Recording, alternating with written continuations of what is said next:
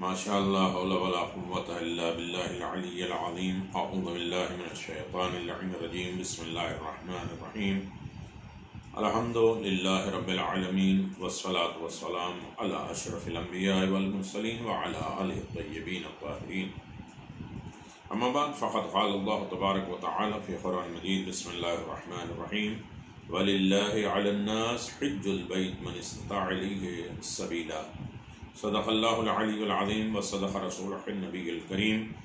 سورہ آل عمران میں 97 نمبر کی آیت میں پروردگار کہتا ہے اور لوگوں پر لازم ہے کہ خدا کے لیے اس کا قصد کریں، یعنی ہر وہ شخص جو اس راہ کی استطاعت رکھتا ہے وہ خدا کی طرف آ جائے۔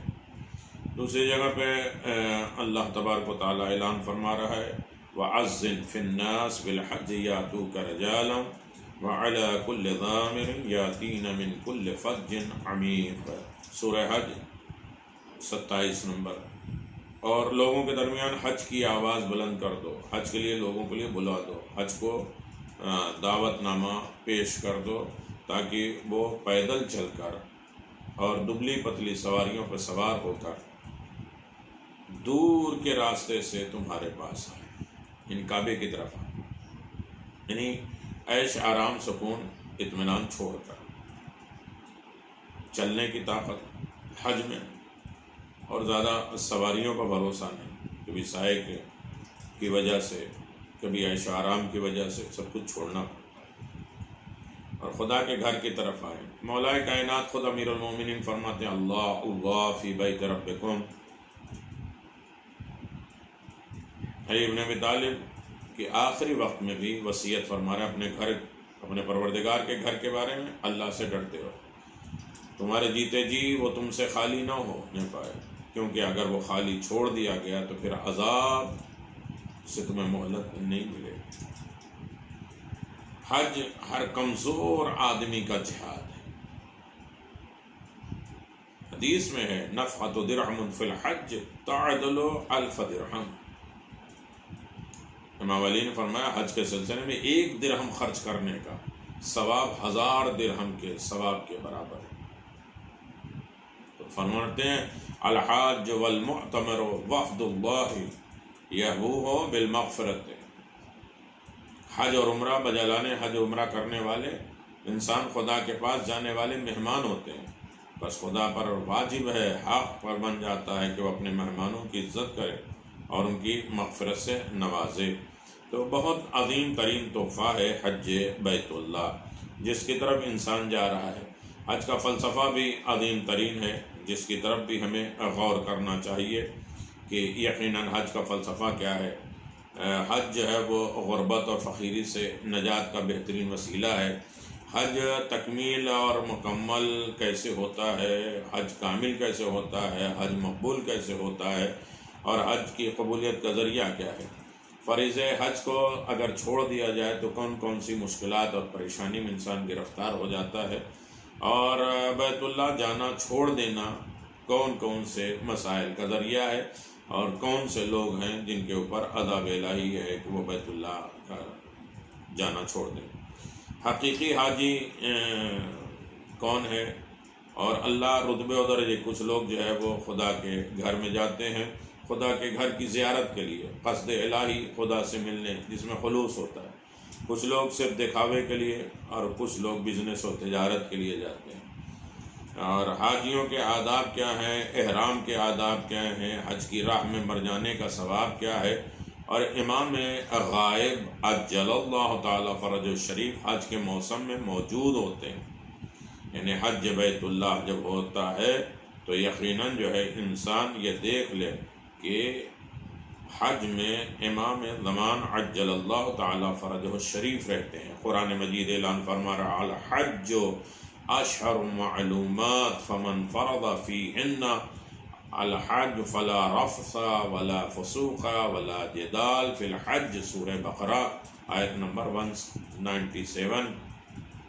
یہ ہمیں سب سے بڑی چیز جو ہے اس کے تیار ہو کے جانا ہے، جس کی طرف ہم معرفت حج کی طرف، لزوم حج کی طرف، احادیث حج کی طرف، حج قرآن مجید کے روح سے، حج کے آثار کیا ہیں دنیا اور آخرت کے، اس کی برکتیں اور رحمتیں کیا ہیں، اس تمام چیزوں پر آپ سے گفتگو جاری و ساری ہے۔ قرآن کہتا ہے حج اور عمرے کا موسم چند معین مہینوں میں ہے، حج کے مہینے کچھ ہیں، جو شخص اس مہینے میں اس فریضے کو ادا کرے تو اسے جاننا چاہیے کہ وہ کسی طریقے سے فسوق،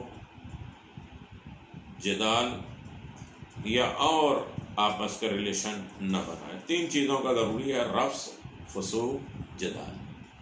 ہمارے 5ویں امام محمد باقر علیہ السلام فرماتے ہیں کہ جو شخص خدا کے اس گھر کا ارادہ کرے اس میں 3 عادتیں، 3 ہیبٹ، 3 خصلتیں پائی جانا چاہیے، ورنہ اس کے حج کا کوئی اعتبار نہیں ہے۔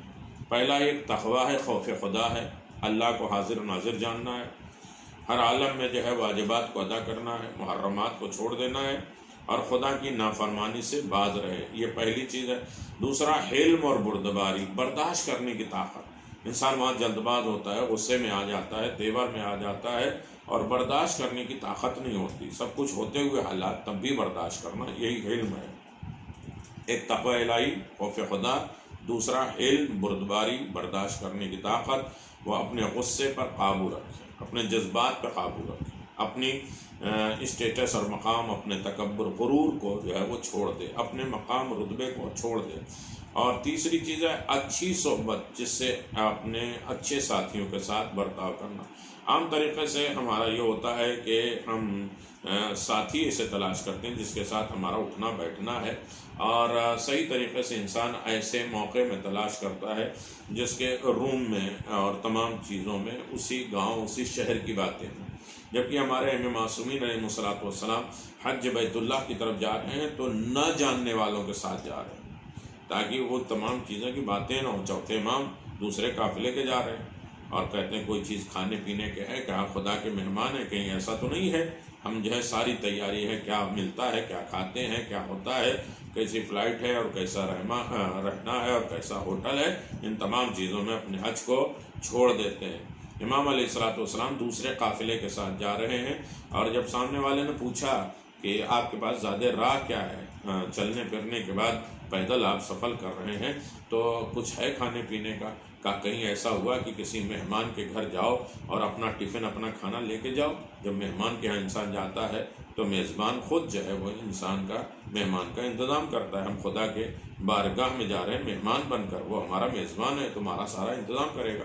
تو مسئلہ ہمارا سب یہی ہوتا ہے کہ انسان جو ہے وہ کس کے ساتھ جا رہا ہے، اس کے ساتھ رہتے ہوئے اسے دینی معلومات، خدا کا خوف، یاد الہی، یا اسے شخص سے یقین کی طرف بلانے والا، یا اللہ یا اس دوست سے اللہ اور خدا یاد آنے والا ہے، ایسا ساتھی جو ہر عالم میں خدا کی طرف متوجہ کرانے والا ہو، روکنے والا ہو اور آمادہ کرنے والا ہے کہ ہم کہاں ہیں۔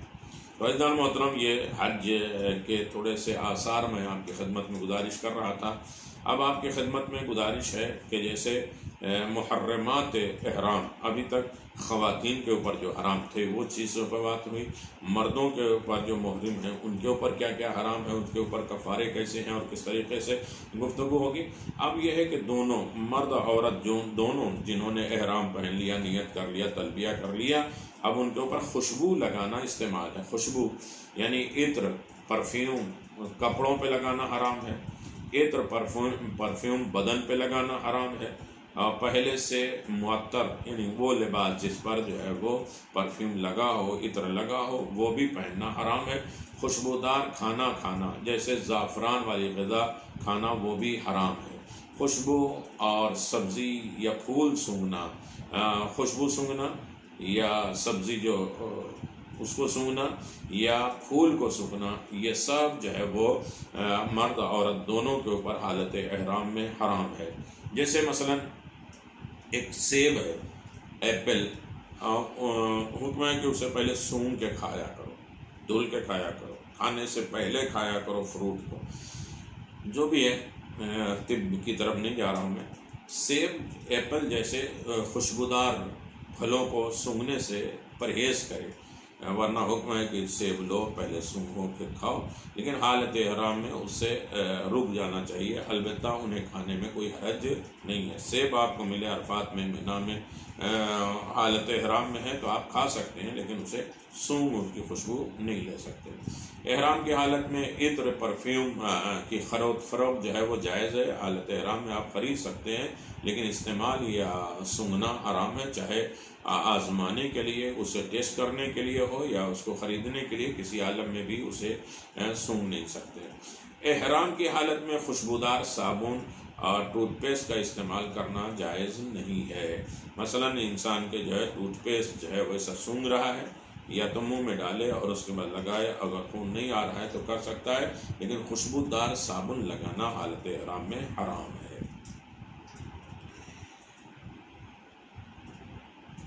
مینتھول ملی ہوئی چیزوں کا استعمال کیا جا سکتا ہے اور انہیں خوشبو نہیں مانا جاتا ہے۔ بدبو سے بچنے کے لیے ناک بند کرنا بھی حرام ہے۔ انسان جا رہا ہے اور مینا میں 3 دن رہنے کے بعد یہ بھی ایک ٹیسٹ ہے کہ نالے اور نالیاں اور وہ گٹر، وہ پانی، اس کی جو ہے وہ بھاپ آتی ہے، اسٹیم آتی ہے اور بھپکے آتے ہیں، اس میں بدبو ہوتی ہے۔ تو حالت احرام میں یا کہیں بھی ہو تو انسان جو ہے اپنی ناک کو بدبو کی وجہ سے بند نہیں کر سکتا، البتہ جو ہے بدبو والی چیز سے تیزی سے گزر سکتا ہے، اور خوشبو نہ سونگھ سکتا ہے نہ بدبو کے لیے ناک بند کر سکتا ہے، اس لیے کہ اب ہمیں نہ بدبو لگتی ہے نہ خوشبو کی ضرورت ہوتی ہے، ہمیں تو صرف خدا سے ملاقات کرنا ہے، ہمارا مدعا اور مقصد جو ہے وہ صرف پروردگار ہے اور خدا کی طرف ہمیں جانا ہے۔ دوسری چیز یہ ہے جو دونوں کے لیے ہے، مرد عورت کے لیے، آئینہ دیکھنا، مرر دیکھنا۔ خود اپنے سجنے سنوارنے کے لیے جو انسان آئینہ دیکھتا ہے، آئینہ دیکھنے کی بھی 11 صفات اور کوالٹی ہے۔ آئینہ کب دیکھا جاتا ہے، آئینہ کی صفتیں کیا ہیں، ان تمام چیزوں کو، مسائل کو چھوڑ کے مومن کا آئینہ ہے، ایک دوسرے کو دیکھے، ایک دوسرے کو بتائے تم کیسے لگ رہے، یا ہم خدا کے بارگاہ میں کھڑے ہیں اور خدا بتائے گا کہ ہم کیسے لگ رہے ہیں۔ اب آئینہ دیکھنے کی ضرورت نہیں ہے، بناؤ سنگھار کے لیے جو ہے وہ آئینہ کی نیت کے بغیر اگر انسان کے جو ہے وہ چہرہ آئینے کی طرف پڑ جائے، بس میں آئینہ ہے، باتھ روم میں آئینہ ہے، روم میں آئینہ ہے، وہ پڑ جائے تو وہ الگ بات ہے، لیکن اپنے جو ہے وہ کنگھا کرنے کے لیے، لپسٹک لگانے کے لیے، یہ کریم لگانے کے لیے آئینہ دیکھنا یہ حرام ہے، احتیاط واجب ہے۔ اور آیت اللہ سیستانی، آیت اللہ خامنائی یہ کہتے ہیں کہ جب انسان بناؤ سنگھار کے لیے نہیں کر رہا ہے تو اگر آئینے پر نظر پڑ گئی تو کوئی حرج نہیں ہے۔ اسی طرح پانی میں اپنا چہرہ دیکھا جاتا ہے، یا ایسی اسٹیل کی چیز یا کوئی ایسا برتن جس میں اپنا چہرہ جو ہے وہ دکھائی دے، تو آیت اللہ خمینی اور خوئی صاحب کہتے ہیں کہ یہ صحیح ہے، اسے آئینے میں مانا جائے گا۔ سیستانی صاحب اور خامنائی کہتے ہیں کہ چاہے وہ تم پانی میں اپنے آپ کو دیکھ رہے ہو یا جو ہے وہ اسٹیل کے برتن یا کسی چیز میں جو ہے تمہاری تصویر دکھ رہی ہے، تب بھی جو ہے وہ آئینے کی شکل میں ہے، جو منع ہے۔ اگر بناؤ سنگھار کے لیے کر رہے ہو تو منع ہے۔ اکثر لوگ جو ہے وہ سیلفی لیتے ہیں اور اس کے بعد دیکھ لیتے ہیں کہ ہمارا موچ داڑھی کا کیا عالم ہے اور چہرہ کیا ہے، اور یہ بھی بناؤ سنگھار کے لیے ہے، اس عالم میں فوٹو کھینچ سکتے ہیں لیکن اس بناؤ سنگھار کے لیے استعمال نہیں کر سکتے ہیں۔ کیمرے میں دیکھنا اور احرام کی حالت میں اس سے تصویر کھینچنے میں کوئی حرج نہیں ہے، کوئی منع نہیں ہے۔ زینت کے لیے انگوٹھی پہننا، خوبصورتی کے لیے، اپنے آپ کو سجانے کے لیے، اگر زینت کے لیے پہننا ہے تو منع ہے۔ ثواب کے لیے پہننا ہے، یعنی عقیق ہے، فیروزہ ہے، در نجف ہے، اور کوئی بھی جو ہے وہ پتھر ہے، ثواب کی نیت سے آپ پہن رہے ہیں تو حرام نہیں ہے۔ بدن پہ تیل، کریم، لوشن ملنا یہ حالت احرام میں اگر خوشبودار ہے تو حرام ہے، بغیر خوشبودار ہے تو بھی حرام ہے حالت احرام میں۔ احرام سے پہلے حالت احرام میں خوشبو باقی رہ جائے تو کیا کریں، یہ بھی منع ہے، اور خوشبودار نہ ہو تو بھی تو صحیح ہے، احرام سے پہلے اگر لگا لیا، یعنی کریم ہو جس میں خوشبو نہ ہو، حالت احرام سے پہلے لگایا ہے لیکن بدن میں یا کپڑے میں باقی رہ گیا تو کوئی حرج نہیں ہے، اور لیکن اگر خوشبو ہے اس کی تو حرج ہے۔ مجبوراً لگائے ہوئے تو جائز ہے، لیکن خوشبودار ہونے کی صورت میں کفارہ ہے۔ لیکن انسان کے گھٹنا چل ہی نہیں رہا ہے، درد ہو رہا ہے، مالش کے بغیر نہیں چل سکتا، تو لگا لینے میں کوئی حرج نہیں ہے، لیکن اگر خوشبودار ہے تو اس کے اوپر کفارہ ہوگا۔ گھی تیل میں بنی ہوئی چیزیں کھانا پینا خوشبودار ہو تو حرام ہے، خوشبودار نہ ہو تو جائز ہے۔ اور خاص طریقے سے بہت سی چیز بناتے ہیں تو سونگھتے نہیں، بہت سی چیزیں ہیں جس کا سونگھنا بھی حرام ہے، انشاءاللہ بات آئے گی۔ بال صاف کرنا حالت احرام میں، یہ باتیں ہو رہی۔ 5 نمبر، اپنے بدن سے کسی اور کے بدن سے کم یا زیادہ کرنا، بال اکھاڑنا یا بال موڑنا یا بال کاٹنا، یہ حالت احرام میں حرام ہے۔ اگر وضو اور غسل کرتے وقت بغیر ارادے کے کوئی بال گر جائے تو کوئی بات نہیں، سوئے ہیں بستر پہ، تکیے پہ دیکھا 2-4-10 بال ہیں، یا وضو کرتے ہوئے داڑھی کے 2-4 بال گر گئے، اور غسل کرتے ہوئے جو ہے وہ سر کے بال 2-4 گر گئے، تو کوئی حرج نہیں ہے۔ بال توڑنا ناجائز ہے، بال کو زبردستی گرانا ناجائز ہے۔ مجبوری کی حالت میں بال کھینچ لینے میں کوئی حرج نہیں ہے، آپ جو ہے وہ تولیہ سے صاف کر رہے ہیں اور اس کے بعد جو ہے وہ یا سکھا رہے ہیں بال، تو کوئی حرج نہیں ہے۔ بدن سے خون نکالنا حالت احرام میں حرام ہے۔ خون لینا، مثلا انجیکشن لگوائے، حالت احرام میں حرام ہے۔ بدن کا اتنا کھجانا کہ خون نکالنا، بدن پہ کھجلی کر رہے ہیں، اتنا کھجائے کہ خون نکل آئے، تو حالت احرام میں حرام ہے۔ ایسا ٹوتھ برش یا برش جو ہے وہ کرنا جس سے دانتوں سے خون آنے لگے تو حرام ہے۔ ہم جانتے ہیں کہ ہم جب برش کرتے ہیں تو ہمیں خون آتا ہے تو نہیں کر سکتے، یہ مسواک کر لیے یا کوئی ایسے چیز کر لی جس سے دانتوں سے خون نہ آئے حالت احرام میں۔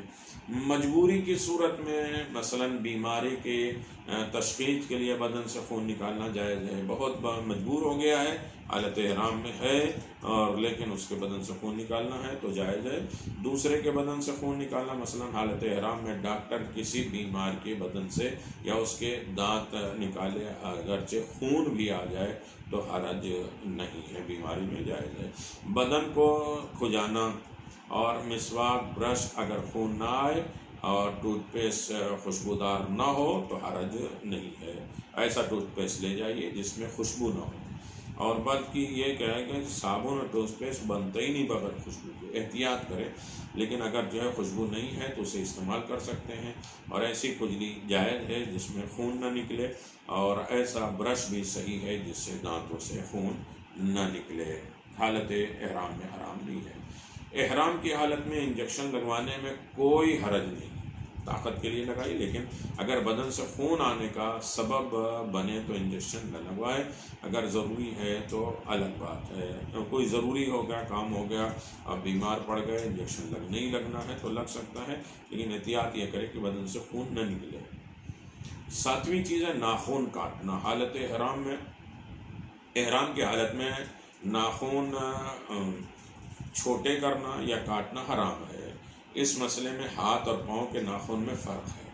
ناخن کاٹنے میں کوئی فرق نہیں ہے کہ قینچی سے ہو، چاقو سے ہو، دانت سے ہو، یا اور کسی طریقے سے جو ہے انسان ناخن کاٹ رہا ہے، ہر عالم میں ناخن کاٹنا حرام ہے۔ اور اس میں فرق آئے گا کہ ناخن ہاتھ کے دسوں توڑنے میں کیا کفارہ ہے، پاؤں کے جو ہے وہ ناخن کاٹنے میں کیا کفارہ ہے۔ نمبر 8، حرم کی درخت کی گھاس اکھاڑنا حالت احرام میں۔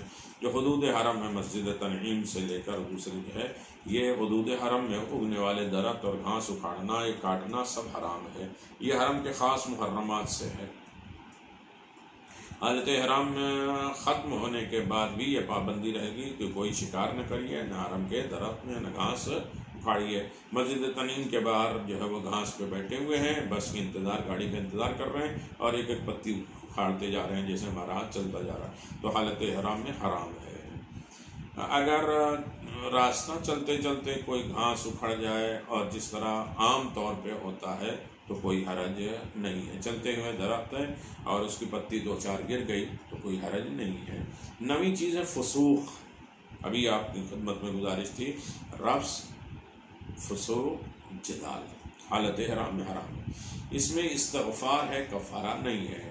اور فسوق کیا ہوتا ہے؟ جھوٹ بولنا، گالی دینا، کوئی مانے نہ مانے کہ ہم نے کھجور اتنے کی لیا یا یہ کیا وہ کیا، اس کے اوپر جو ہے قسم کھائے جا رہے ہیں، جھوٹ بولے جا رہے ہیں، اور اس کے بعد یہ کہ حالت احرام میں فسق کرنا، اپنے آپ کو اسلام کے دائرے سے، ایمان کے دائرے سے نکالنا حالت احرام میں حرام ہے۔ اپنے کو حساب، نسب، مال، عہدہ وغیرہ کے لیے بڑائی جتانا، میرے پاس مال وہ ہے، میرا حسب کیا ہے، میرا نسب کیا ہے، میرا مال کیا ہے، میرا عہدہ، میرا اسٹیٹس، میرا مقام، میرا رتبہ کیا ہے، یہ حالت احرام میں سب کچھ جو ہے وہ منع ہے اور یہ گناہ ہے۔ تو اب میرے عزیزوں، یہ ہمارا مسئلہ ہوا تھا کہ جو دونوں کے اوپر حرام ہے۔ اب ہمارے کچھ جو ہے وہ کفارے کے سلسلے میں باتیں ہوں گی، آپ اسے دیکھتے رہیے، لوگوں تک بتلاتے رہیے، پہنچاتے رہیے، اور یقیناً حق بات پہنچانا بھی ایک صدقہ جاریہ ہے۔ اور یوٹیوب سبسکرائب کریے تاکہ ہمیں جو بھیجنے میں غفلت ہو جاتی ہے سب کو واٹس ایپ پہ، تو وہ کمی ختم ہو جائے اور آپ تک خود بخود یہ باتیں پہنچ جائے۔ اور آدمی ٹارگٹ کر لیں کہ کم از کم ہم جو ہے وہ 15-20 لوگوں کو ہر دن جو ہے وہ بھیجیں گے اور اس کو سبسکرائب کریں گے، تاکہ کسی نہ کسی طریقے سے کسی نہ کسی کے لیے حج بہتر اور سہولت کا ذریعہ بن جائے۔ السلام علیکم ورحمۃ اللہ وبرکاتہ۔